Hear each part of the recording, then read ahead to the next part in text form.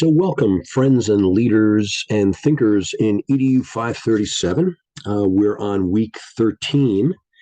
And this week, I'm asking you to think a little bit about facilitation. We're sort of wrapping up some of our skills development. But of course, facilitation is something that we saw. And sort of group dynamics is something that we saw working well with Shackleton in his example a few weeks ago. So we're going to be continuing that realm of thinking and sort of looking at ways to develop teams and develop groups. So for this week, what I did is sort of drop in an activities packet, Lost in the Moon. Lost on the Moon, you might be familiar with this particular activity, having done it in other classes. But if you haven't, my challenge is to you to try and give it a try. At least look over the packet, look over the information, and try it out with your coworkers or family, friends, just to get a sense of how collaboration works and how problem solving works. Because I think one of the most important things that Shackleton had working for him, and that we can have working for us as team facilitators and as leaders, is recognizing and working with perspective taking and using perspective taking as a value in our meetings and a value among some of our followers as we're creating decision-making opportunities in our schools and our classrooms. So this idea of perspective taking is very important, and I think it's one of the hallmarks of what Shackleton had working for him as well. But in addition, so once you've had an opportunity to look at that Lost on the Moon activity, think about that notion of perspective taking and how different kinds of perspectives can actually benefit in the long run and benefit our team development and our decision-making processes as leaders. So I wanted to just share a quick slide deck with you to think about some of these things. So we're going to talk about skilled facilitation and how it works. So one of the things that you need to keep in mind, I think, is that we are all involved in problem solving in one way, shape, or form. And problem solving has a set of steps that we use and we can utilize. Obviously, defining the problem is important. So we know already that on teams and with different groups of people, it's very important to define the purpose and define the goal and give the team some sense of why they're there and what they're doing and how their various perspectives and different talents can contribute to that particular solution to that problem. Generating alternatives is also very important, and this is where perspective taking is particularly important. So here we get into our skills of listening, some of our skills of coaching as we're looking at creating different alternatives before we decide on one in our decision-making process and evaluate those alternatives, but decide on one and implement a particular solution. So I wanted to use this problem-solving frame to talk about the importance of facilitation and perspective taking. So is your team a safe space? Is it a place where people can have difficult conversations, talk about non-discussable ideas, for example, and thinking that they might have? So creating a sense of trust is important, and acknowledging, validating, and working with the different perspectives that people bring to a particular team are important steps also in the process of developing good teams and facilitating decision making. So Shackleton knew his crew, and knew the perspectives of his crew. And we can see that in particular on Elephant Island, where he understood what Wild's perspective would be on remaining with the men and what he could do and what he was capable of as a result of his commitment and his trust to Shackleton and the crew. And also, Shackleton knew the perspective of Harry McNeish, the carpenter, who was a curmudgeon and a complainer. So Shackleton made the decision to take him with Shackleton and with Worsley off Elephant Island because that particular perspective would have been damaging. So you want to know what different people are thinking, how different people are looking at things, so that you can moderate and modify and work with those perspectives as you're making decisions on your teams.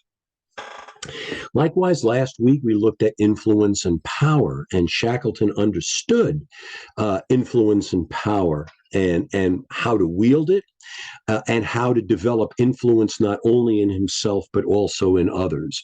So he accepted and validated other people's ability to influence one another, although he, as the ultimate leader, was the person who orchestrated and piloted all these different perspectives on influence. And you'll remember from last week the value of expert power and the value of referent power. So you can establish expertise by leading meetings, setting an agenda, setting a goal, setting minutes, and essentially being in charge of the process, and developing that referent power by taking different perspectives and validating people and incorporating their points of view and their ideas into the ultimate results of the team. So those first two levels of influence and levels of power really create commitment rather than compliance and resistance. So those are the two particular levels of power that we want to go after as leaders and maintain. So the facilitation mindset has with it values and assumptions, and the values we've talked about already and looked at and applied in certain circumstances throughout the course. The idea of transparency, and you're transparent not only because you want to tell people what you think, but also because you want them to make sense of your behaviors. So you want to be completely open and honest about your thoughts and your feelings on the team. Curiosity, we know from week one, is a critical characteristic of leadership. Being curious, asking questions, and not only showing people how their responses might not might be wrong, but really you I think with curiosity want to respect and advocate for different points of view on your team and respecting other people's perspectives. Informed choice really has to do with using data, asking your team members and as well as yourself when you do make choices and when you talk about choices, having the data, having the information at hand that you've shared and that others have shared with you. And this is also a fundamental way of respecting others in terms of their decision making. And finally, that idea of accountability really has to do with following through and honoring the commitment of others and making sure that as you establish a purpose, you also celebrate the fact that that your team is moving forward and that there's a set of results that you can jointly achieve and jointly celebrate. And finally, this idea of compassion, empathy, listening to people carefully, listening to the undercurrent in what people are saying. As we learned when we talked about listening several weeks ago, having that ability to empathize with people and get them to feel a part of the team and feel a part of the decision-making process. And as a leader, too, you make certain assumptions. Information is really critical. You're sharing information and other people sharing information. So you really want to bring that out. And in the kinds of questions you ask during the meeting, And during your team operation, you want to make sure to get a clear sense of what kinds of information other people have and what they're basing their premises on.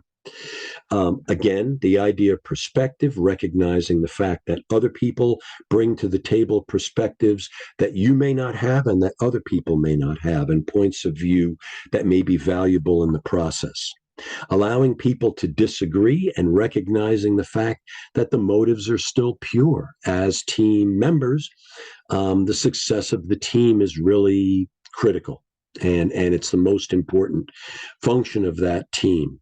So recognizing that there may be some disagreement, but allowing people to also have their say is important. And recognizing the fact, too, that differences are opportunities for learning. We'll really see how this diverse point of view and diverse points of view can affect decision making next week when we have our appreciative inquiry in class. Differences bring a richness to the conversation, a richness to the decision making that wouldn't be there otherwise unless they weren't not only accepted, but brought forward and elicited from your team members. And finally, recognizing the fact that you don't have all the answers and that in some ways you may be contributing to some of the problem on the team. So being able to self-reflect and self-examine on a regular basis is also important as a leader. Some of the behaviors that you as a facilitator with your team should have in order to build that trust and build that confidence. State your views, state what you think and how you feel, and ask genuine questions. So you're not there to trip people up. You're really there to advance the process, and you're kind of eager to get at what other people's thinking is about. Making sure also that all relevant information is shared. Always speaking in specifics. How do you see that happening? Where do you see that happening? Talk about some of the ways in which that particular issue is manifest in real life and from a practical point of view. So that application of different examples is very important as a leader and as a team member. Explain your reasoning and also be aware and be upfront about your intent. What you intend by what you're thinking through, what your team members intend. So that also builds trust. So this can be one of the team norms that you put in place as you build your team, recognizing that there's a value in understanding intention. Look at interests, not necessarily roles. So what kinds of commonalities are there on the team? And what kinds of common threads are you hearing in the conversation as people are making and working toward those decisions that are going to create achievement for your team? Always testing your assumptions. Is that right? Is that the way you feel?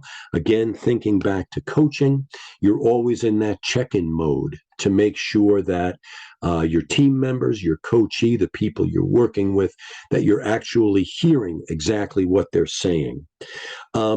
Create next steps. This is very important for teams, making sure that from meeting to meeting, you have a set of practical, viable kinds of steps that your team can take toward the final purpose and the final goal, designing that as a team and making sure that people are accountable for the different actions that you carry through from one team meeting to the next. And finally, allowing for the time and opportunity to talk about how people are feeling, talk about how the team is working, talk about inconsistencies and worries that team members may have. Doing that during team meetings and doing that outside of team meetings contributes to team coherence and again contributes to team success overall.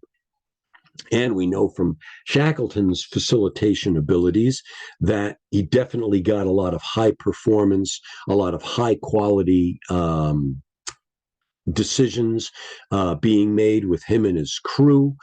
He needed a short turnaround time on his implementation because his survival was at risk. And the survival of the crew was at risk. So having those values and assumptions in his mind helped him to create a quicker turnaround time and look toward his people's survival. Obviously, there was a great deal of commitment and trust on his crew.